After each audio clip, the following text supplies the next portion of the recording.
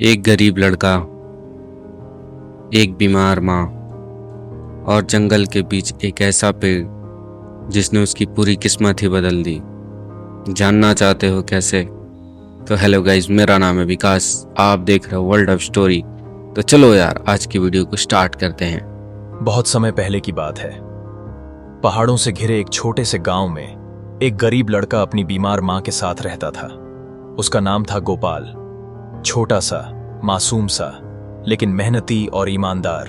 हर सुबह वो जल्दी उठता, लकड़ियां इकट्ठी करता और पास के बाजार में बेचने जाता।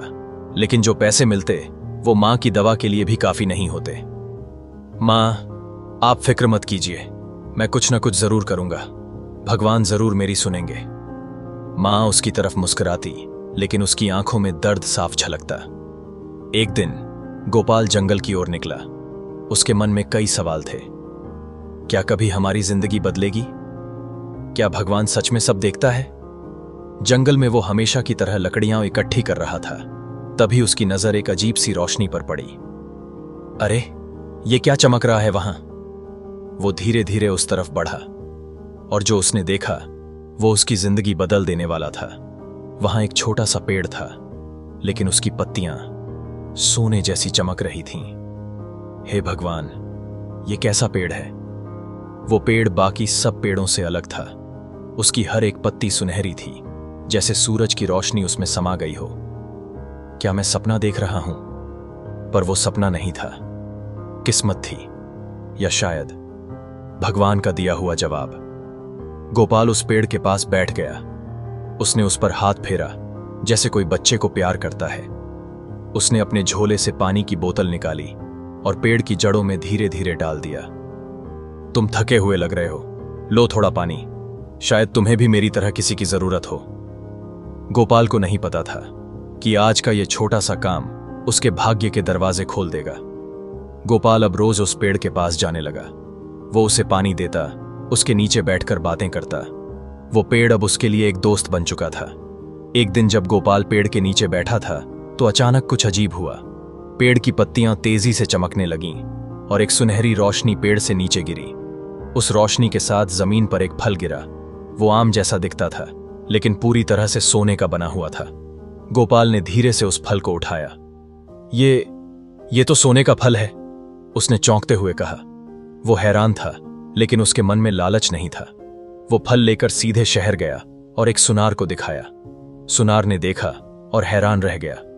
बाबा रे, ये तो असली सोना है, सुनार चिल्लाया। गोपाल ने फल बेच दिया और जो पैसे मिले उससे सबसे पहले अपनी मां की दवा खरीदी।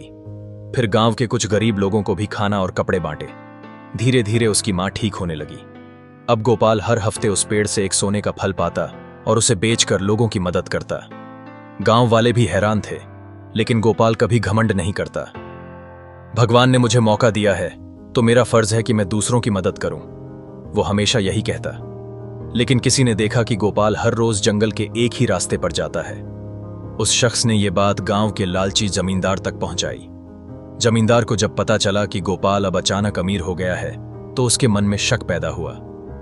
यह लड़का अचानक अमीर कैसे हो गया? जरूर कोई खजाना छुपा है। अगली सुबह जमींदार ने अपने 2 सिपाहियों को गोपाल का पीछा करने भेजा। सिपाहियों ने देखा कि गोपाल एक सुनहरे पेड़ के पास जाता है, उसे पानी देता है और फिर कुछ लेकर लौटता है। उन्होंने ये सब जमींदार को बताया। अब लालच जमींदार की आंखों में झलकने लगा। मुझे उस पेड़ की जरूरत है, वो चिल्लाया। उस रात जमींदार खुद जंगल गया, कुल्हाड़ी लेकर। आज मैं इस पेड़ को काट कर ले जाऊंगा और फिर मैं बनूंगा सबसे अमीर। वो पेड़ के पास पहुंचा और जैसे ही कुल्हाड़ी उठाई, कुछ चमत्कारी हुआ। पूरे जंगल में अजीब सी रोशनी फैल गई और पेड़ से आवाज आई, जो सच्चे दिल से देता है वही मुझसे पाता है, जो लालच करेगा वो सब कुछ खो देगा। जमींदार हंस पड़ा। मैं किसी की बातों से डरने वाला नहीं। उसने जैसे ही पेड़ को काटना चाहा, पेड़ की चमक और तेज हो गई। अचानक जमींदार की आंखों के सामने अंधेरा छा गया। वो कुछ देख नहीं पाया। मेरी आंखें, मेरी आंखें, वो चिल्लाया। पेड़ शांत था, लेकिन उसकी रोशनी अब धीमी हो गई। जमींदार घुटनों के बल गिर पड़ा। माफ करो, मुझे माफ कर दो, उसने रोते हुए कहा। तभी पेड़ के सामने गोपाल खड़ा हो गया। उसने देखा कि जमींदार अंधा हो चुका है, लेकिन गोपाल का दिल साफ था। उसने जमींदार को पानी पिलाया, उसे उठाया और अपने कंधे पर लेकर गांव वापस आया। गांव वालों ने जब ये सब सुना तो सब चौंक गए। किसी और ने होता तो जमींदार को वही छोड़ देता, लेकिन गोपाल ने माफ कर दिया। जमींदार ने भी अपने पाप कबूल किए और वादा किया कि अब वो लालच नहीं करेगा। उस दिन के बाद गोपाल का नाम पूरे गांव में सम्मान से लिया जाने लगा और उस पेड़ का नाम रखा गया सच्चे दिल का पेड़। अब गांव में सब लोग गोपाल की इज्जत करने लगे थे। वो छोटा सा लड़का अब सबके दिलों में बस गया था। लेकिन एक दिन गांव में बहुत भयानक तूफान आया।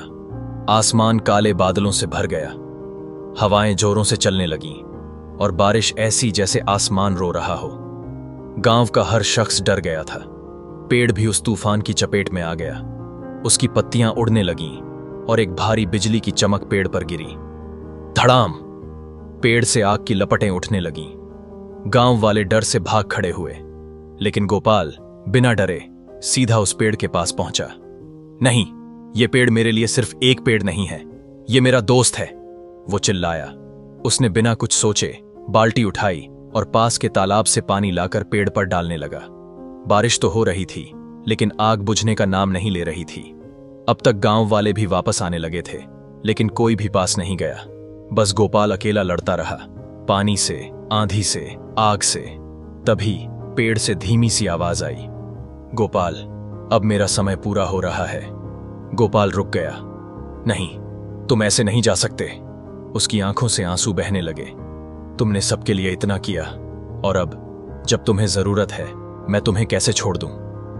पेड़ ने जवाब दिया, मैं तुम्हारे दिल में हमेशा रहूंगा, क्योंकि तुम सच्चे हो।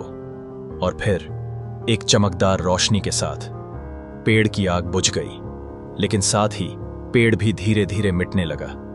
एक पल में वो सुनहरा पेड़, जिसकी वजह से गोपाल की जिंदगी बदली थी, अब बस मिट्टी में बदल गया। पूरा जंगल एकदम शांत हो गया। गोपाल जमीन पर बैठा रहा, उस जगह को देखते हुए जहां अब कुछ नहीं था। गांव वाले पास आए। किसी के पास शब्द नहीं थे, लेकिन तभी उस जगह जहां पेड़ था, वहां से एक नन्हा सा पौधा निकल आया। एक छोटा सा अंकुर, हरा, चमकता हुआ। गोपाल मुस्कुराया। उसने अपना हाथ बढ़ाया, उस नन्हे पौधे को सहलाया। तुम वापस आओगे, मैं जानता हूं, उसने कहा। उस दिन के बाद गोपाल ने हर रोज उस छोटे पौधे की देखभाल की। गांव वाले भी अब समझ चुके थे, सिर्फ जादू नहीं, बल्कि सच्चा दिल ही असली ताकत है। कुछ सालों बाद उस जगह फिर से एक सुनहरा पेड़ खड़ा था, लेकिन अब वो सिर्फ गोपाल का नहीं था, वो पूरे गांव का था। कुछ साल बीत चुके थे। गोपाल अब जवान हो चुका था, समझदार, शांत और अब भी उतना ही विनम्र। सुनहरा पेड़ फिर से बड़ा हो चुका था और अब पूरा गांव मिलकर उसकी देखभाल करता था। हर साल पेड़ से एक ही फल गिरता, वो सोने का फल, और वो फल सिर्फ उन्हीं को मिलता जिनका दिल सच्चा होता। सब कुछ शांति से चल रहा था। तभी एक दिन गांव में कुछ अजनबी घोड़ों पर सवार होकर पहुंचे। उनके कपड़े अलग थे और उनके चेहरे पर घमंड साफ झलक रहा था। उनके नेता ने कहा, हम राजा वीरसेन के सिपाही हैं। हमें पता चला है कि इस जंगल में कोई जादुई पेड़ है जो सोना देता है। अब वो पेड़ हमारे राज्य का होगा। गांव वाले डर गए, लेकिन गोपाल ने हिम्मत दिखाई। उसने कहा, यह पेड़ किसी का नहीं है, यह सिर्फ उसे देता है जो सच्चे दिल से सेवा करता है। सिपाही हंस पड़े। अरे लड़के, हम उस पेड़ को उखाड़कर महल ले जाएंगे। गोपाल ने फिर भी मना किया, अगर आपने ऐसा किया तो यह पेड़ कभी आपको कुछ नहीं देगा। लेकिन वो नहीं माने। अगली सुबह दर्जनों सिपाही पेड़ को काटने के लिए वापस आए। जैसे ही उन्होंने पहली कुल्हाड़ी मारी, पूरा जंगल कांप उठा। पेड़ से एक तेज रोशनी निकली और चारों तरफ एक दिव्य दीवार खड़ी हो गई। सिपाही पीछे हट गए। तभी आसमान से एक आवाज आई, जो पेड़ से जबरदस्ती करेगा वो श्रापित होगा।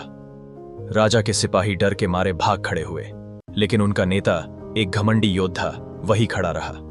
मुझे किसी श्राप से डर नहीं लगता। उसने फिर से कोशिश की, लेकिन जैसे ही वो पेड़ को छूता, उसके हाथ पत्थर के बन गए। वो जोर जोर से चिल्लाया, मेरे हाथ, मुझे माफ कर दो। तभी गोपाल ने अपने दोनों हाथ जोड़कर कहा, पेड़ देवता, इसे माफ कर दो, ये अनजान था। एक पल की शांति के बाद पेड़ की रोशनी फिर से नरम हो गई। उस योद्धा के हाथ धीरे धीरे ठीक हो गए। वो जमीन पर गिर पड़ा और बोला, माफ करना, मैंने लालच में आकर अपनी इंसानियत खो दी थी। अब उसने अपनी तलवार जमीन पर रख दी और बोला, मैं अपने राजा से कहूंगा कि इस पेड़ को कोई छुए भी नहीं। गांव वालों ने राहत की सांस ली। गोपाल ने सबको समझाया, ये पेड़ जादुई है, लेकिन इसका असली जादू सच्चाई, सेवा और प्रेम है। उस दिन के बाद राजा वीरसेन ने गांव को एक पवित्र स्थान घोषित कर दिया।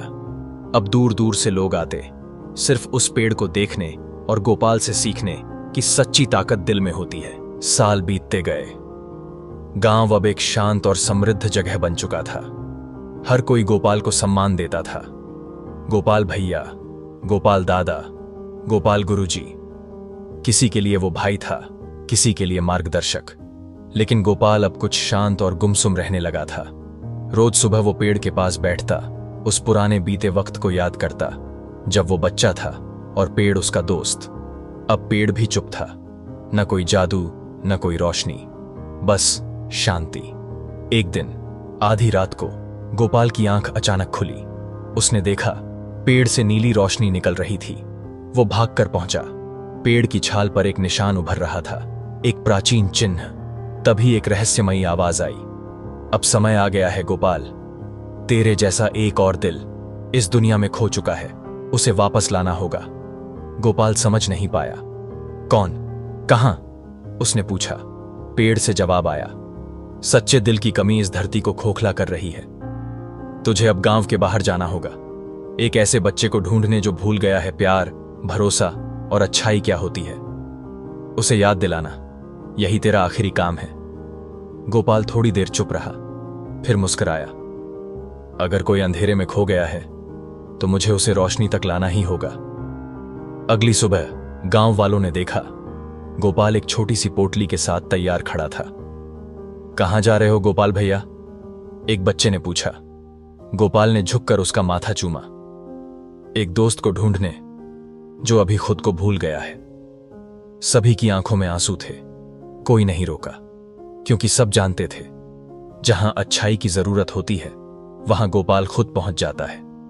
पेड़ की एक टहनी अपने आप झुककर गोपाल के पोटली में एक चमकदार बीज गिरा देती है। इसे वहां बो देना जहां तुम्हें सच्चा दिल मिले। आवाज फिर गूंजी। गोपाल जंगल के रास्तों से गुजरता है, पहाड़ चढ़ता है, बर्फ में चलता है, धूप में जलता है, पर नहीं रुकता। वो जानता है सच्चे दिल की खोज आसान नहीं होती, पर जरूरी होती है। सीख, मॉरल ऑफ द स्टोरी, जब हम किसी और के दिल की लौ जलाते हैं तब हमारा दिल और ज्यादा रोशन होता है। अच्छाई की कोई मंजिल नहीं होती, बस सफर होता है। अगर ये कहानी आपके दिल को छू गई हो तो ऐसी और जादुई कहानियों के लिए अभी सब्सक्राइब करें वर्ल्ड ऑफ स्टोरी को। मैं हूं आपका दोस्त विकास। हर हफ्ते मिलती रहेगी एक नई कहानी, एक नई सीख।